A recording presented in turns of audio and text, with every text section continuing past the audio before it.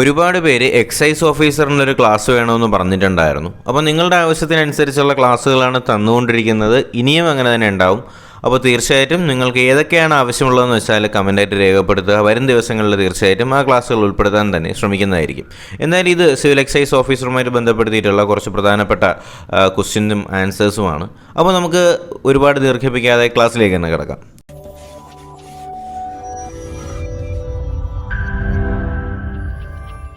ഒന്നാമത്തെ ചോദ്യം എന്ന് പറയുന്നത്, കേരള സംസ്ഥാന രൂപീകരണ സമയത്ത് നിലവിൽ എത്ര അബ്കാരി നിയമങ്ങൾ ഉണ്ടായിരുന്നു? കേരള സംസ്ഥാന രൂപീകരണ സമയത്ത് അബ്കാരി നിയമങ്ങൾ എത്ര എണ്ണം ഉണ്ടായിരുന്നു എന്നാണ് ചോദ്യം.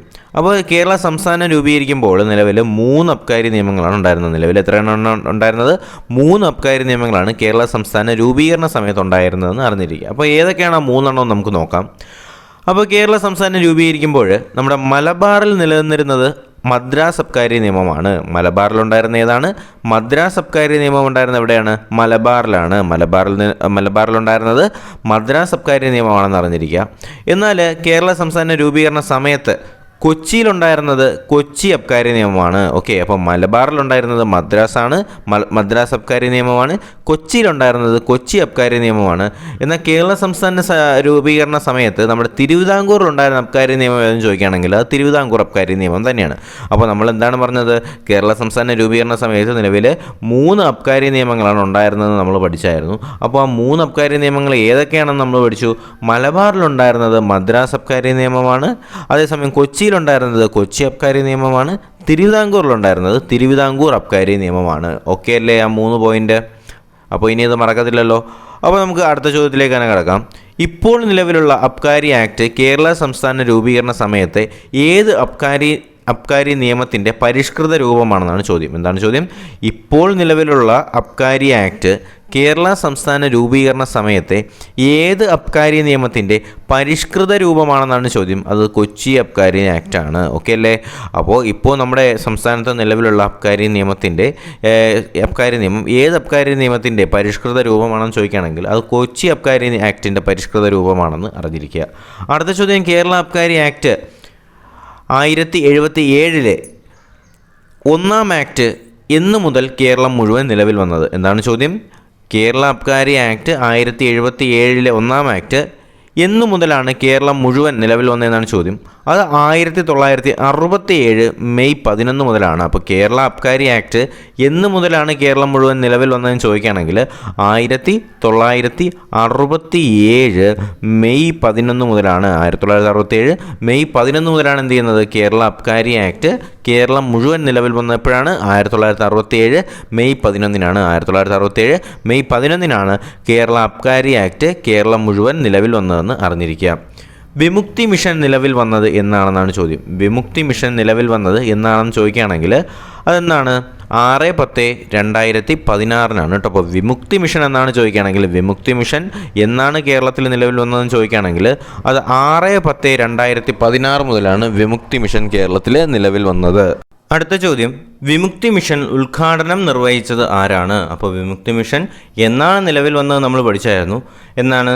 6/10/2016 എന്ത് ചെയ്യുന്നത്? വിമുക്തി മിഷൻ നിലവിൽ വരുന്നത്. ഇത് ഉദ്ഘാടനം ചെയ്ത ആരാണ്? നമ്മുടെ കേരള മുഖ്യമന്ത്രി തന്നെയാണ് ഈ വിമുക്തി മിഷൻ ഉദ്ഘാടനം ചെയ്തതെന്ന് അറിഞ്ഞിരിക്കുക. അടുത്ത ചോദ്യം, വിമുക്തി മിഷൻ ഉദ്ഘാടനം എന്നായിരുന്നു എന്നാണ്. ഓക്കെ, അപ്പോൾ വിമുക്തി മിഷൻ്റെ ഉദ്ഘാടനം എന്നായിരുന്നു? നവംബർ 20, 2016 കേട്ടോ. അപ്പോൾ നവംബർ 20, 2016 വിമുക്തി മിഷൻ്റെ ഉദ്ഘാടനം നടന്നത്. ഓക്കെ, അപ്പോൾ വിമുക്തി മിഷൻ എന്നാണ് നിലവിൽ വന്നത്? 6/10/2016 6/10/2016 വിമുക്തി മിഷൻ നിലവിൽ വന്നു. നമ്മുടെ കേരള മുഖ്യമന്ത്രി ഉദ്ഘാടനം ചെയ്തു. ഇതിൻ്റെ ഉദ്ഘാടനം എന്നായിരുന്നു ചോദിക്കുകയാണെങ്കിൽ അത് നവംബർ 20, 2016. നാളത്തെ കേരളം ലഹരിമുക്ത നവകേരളം എന്ന തീവ്രയജ്ഞ ലഹരി വിരുദ്ധ ബോധവൽക്കരണം എക്സൈസ് വകുപ്പ് നടത്തിയത് ഏത് വർഷം മുതലാണ്? നല്ല ചോദ്യമാണ്.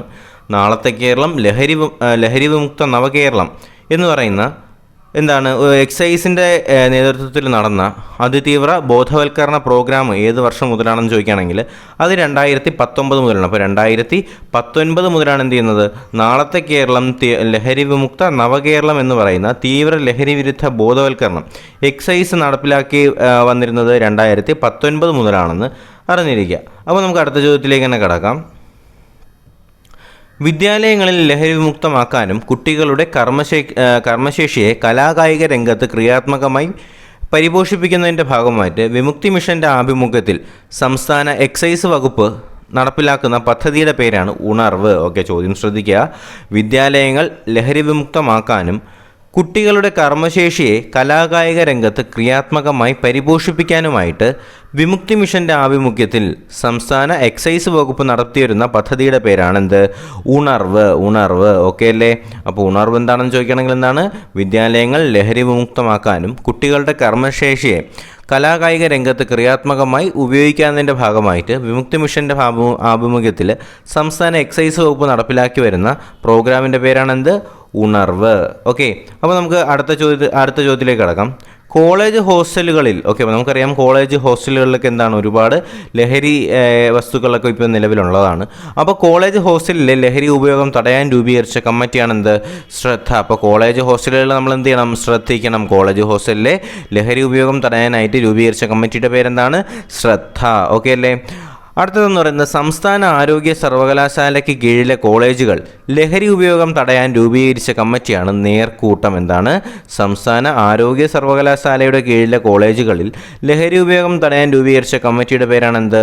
നേർക്കൂട്ടം. ഓക്കെ, അടുത്ത ചോദ്യം. ലഹരി വിമുക്ത ഗ്രാമം പദ്ധതി ഏതു പ്രദേശത്തിലാണ് നടപ്പിലാക്കുന്നതെന്ന് അറിഞ്ഞിരിക്കുക.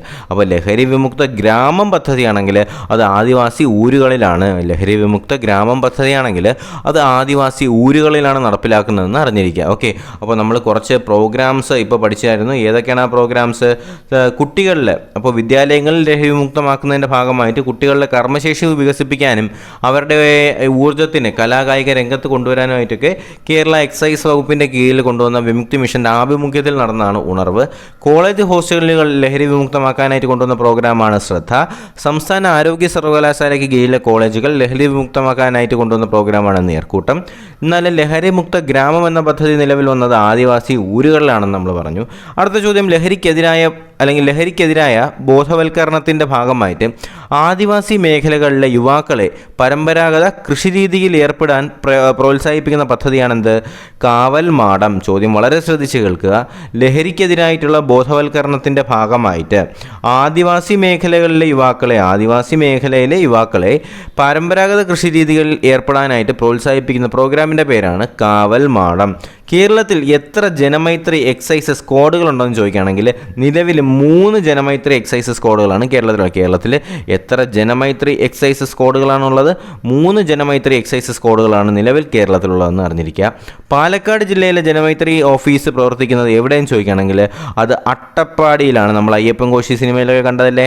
അപ്പോൾ പാലക്കാട് ജില്ലയിലെ ജനമൈത്രി ജനമൈത്രി ഓഫീസ് പ്രവർത്തിക്കുന്നത് എവിടെയെന്ന് ചോദിക്കുകയാണെങ്കിൽ എവിടെയാണ്? അട്ടപ്പാടിയിലാണെന്ന് അറിഞ്ഞിരിക്കുക. അപ്പോൾ നമുക്ക് അടുത്ത ചോദ്യത്തിലേക്ക് തന്നെ കടക്കാം. മലപ്പുറം ജില്ലയിലെ ജനമൈത്രി ഓഫീസ് എവിടെയെന്ന് ചോദിക്കുകയാണെങ്കിൽ അത് നിലമ്പൂരാണ് കേട്ടോ. അപ്പോൾ നമ്മൾ പറഞ്ഞായിരുന്നു എത്ര ജനമൈത്രി സ്ക്വാഡുകളുണ്ട്? 3 ഉണ്ട്. അതിൽ ഒന്നെന്ന് പറയുന്നത് പാലക്കാട് അട്ടപ്പാടിയിലാണ്. അതിൽ രണ്ടാമത്തേത് മലപ്പുറത്തിലെ നിലമ്പൂരിലാണ്. രണ്ടാമത്തേത് എവിടെയാണ്? മലപ്പുറം നിലമ്പൂരിലാണ്. മൂന്നാമത്തേത് വയനാടിലെ മാനന്തവാടിയിലാണ്. ഓക്കെ, അപ്പോൾ ഒന്നാമത്തെ എവിടെയാണ്? പാലക്കാട് അട്ടപ്പാടിയിലാണ്. പാലക്കാടിലെ അട്ടപ്പാടിയിലാണ് എന്തുള്ളത്? ഒന്നാമത്തേതുള്ളത്. രണ്ടാമത്തേത് എവിടെയാണ്? മലപ്പുറത്തെ നിലമ്പൂരിലാണുള്ളത്. മൂന്നാമത്തേത് വയനാടിലെ മാനന്തവാടിയിലാണുള്ളതെന്ന് അറിഞ്ഞിരിക്കുക. അപ്പം 3 ജനമൈത്രി ഓഫീസുകളാണ് നിലവിലുള്ളത്. പാലക്കാട് അട്ടപ്പാടി, മലപ്പുറം നിലമ്പൂർ, വയനാട് മാനന്തവാടി. അടുത്ത ചോദ്യം. ലഹരിക്കെതിരായ കേരള എക്സൈസ് അതേപോലെ തന്നെ വിമുക്തി മിഷൻ എന്നിവർ ചേർന്ന് സംഘടിപ്പിച്ച ഹാഫ് മാരത്തോണിൻ്റെ ആപ്തവാക്യം എന്താണ്? ചോദ്യം ശ്രദ്ധിക്കുക. ലഹരിക്കെതിരെ കേരള എക്സൈസ്, വിമുക്തി മിഷൻ എന്നിവർ ചേർന്ന് സംഘടിപ്പിച്ച ഹാഫ് മാരത്തോണിൻ്റെ ആപ്തവാക്യമാണ് റൺ എഗെയിൻസ്റ്റ് ഡ്രഗ്സ് എന്ന് പറയുന്നത്. ഓക്കെ, ലഹരിക്കെതിരെ കേരള എക്സൈസ്, വിമുക്തി മിഷൻ എന്നിവർ ചേർന്ന് സംഘടിപ്പിച്ച ഹാഫ് മാരത്തോണിൻ്റെ ആപ്തവാക്യം എന്താണ്? റൺ എഗെയിൻസ്റ്റ് ഡ്രഗ്സ് എന്ന് പറയുന്നതാണ്. ഓക്കെ, അടുത്ത ചോദ്യം. വിമുക്തി കൗൺസിലിൻ്റെ നമ്മുടെ സെൻറ്ററിൻ്റെ ടോൾ ഫ്രീ നമ്പർ എത്രയും ചോദിക്കുകയാണെങ്കിൽ അത് എത്രയാണ്?